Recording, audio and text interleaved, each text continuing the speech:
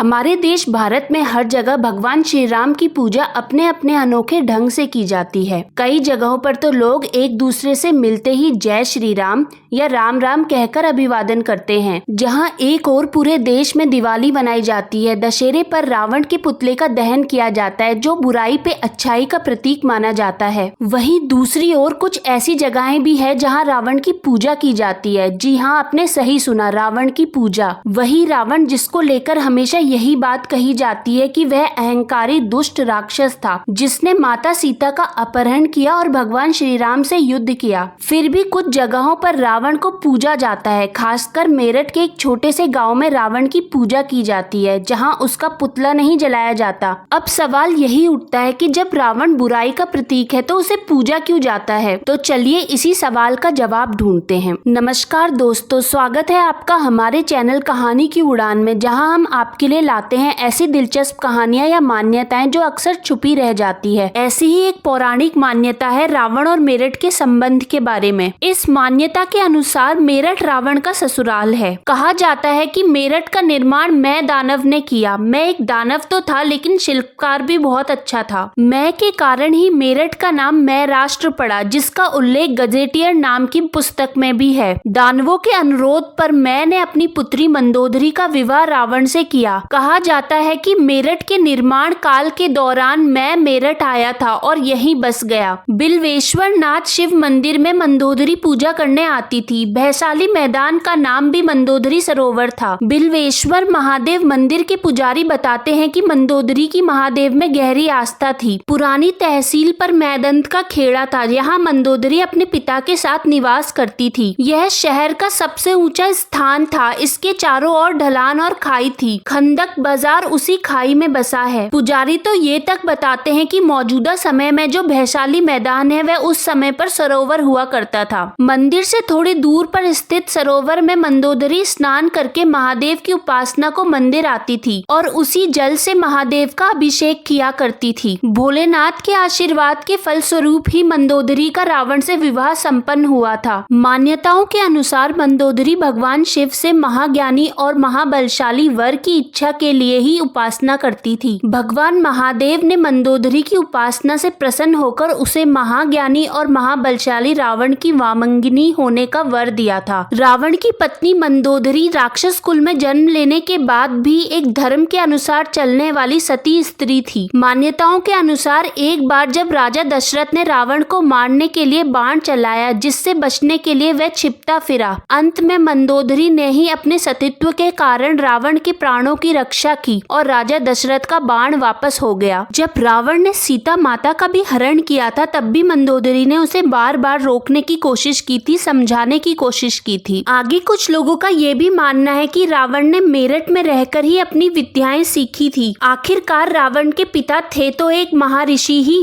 रावण का जन्म कैसे हुआ और उसके माता पिता कौन थे, इसके बारे में हमने पिछली वीडियो में अच्छे से समझाया है। अगर आपने अभी तक वो वीडियो नहीं देखी तो उसका लिंक आपको डिस्क्रिप्शन और वीडियो के अंत में जरूर मिलेगा। यहाँ रावण की पूजा दामाद के रूप में नहीं, उसे अपने काल के महाविद्वान परम ज्ञानी होने के कारण पूजा जाता है। दशहरे के दिन सुबह घर के लोग इस अनुष्ठान को करते हैं। घर के लोग, खास करके पढ़ने वाले बच्चे, इस पूजा के माध्यम से रावण से बुद्धि और ज्ञान मांगते हैं। रावण की इस पूजा के बाद गाय के गोबर से बनाए हुए सरों को बहते जल में प्रवाहित कर दिया जाता है। शाम को रामलीला मंच पर रावण के पुतले का दहन किया जाता है। रावण के कुछ गुण जिनके बारे में बहुत कम ही लोग जानते हैं। वो चारों वेदों का ज्ञाता था। उसने शिव तांडव स्तोत्रम की रचना की थी। वो एक महान वीणा वादक था। उसने अपनी बहन शूर्पणखा के अपमान का बदला लेने के लिए युद्ध किया था। हालांकि रावण पूजन को लेकर कई बार विवाद होता है। कई लोग इससे सहमत नहीं है, कुछ लोग इसे परंपरा के खिलाफ मानते हैं। पर रावण पूजन करने वालों का कहना है कि हम रावण के बुरे कर्मों की पूजा नहीं करते, उसकी विद्या, उसका ज्ञान और उसकी भक्ति की पूजा करते हैं। यही है भारत की खूबसूरती, जहाँ एक ही चरित्र को लोग अलग अलग नजरिए से देखते हैं। दोस्तों, यहाँ मेरठ का मतलब पूरा मेरठ नहीं बल्कि कुछ चुनिंदा लोगों की बात की जा रही है। मेरठ में भी भगवान श्री राम के प्रति वैसी ही आस्था है जैसे पूरे देश में है। यहाँ हमारा अर्थ बिल्कुल भी लोगों की धार्मिक भावनाओं का आहत करना नहीं है। अंत में अगर आपको ये वीडियो पसंद आए तो प्लीज एक लाइक कीजिए, ज्यादा से ज्यादा शेयर कीजिए और चैनल को सब्सक्राइब सब्सक्राइब कीजिए। धन्यवाद।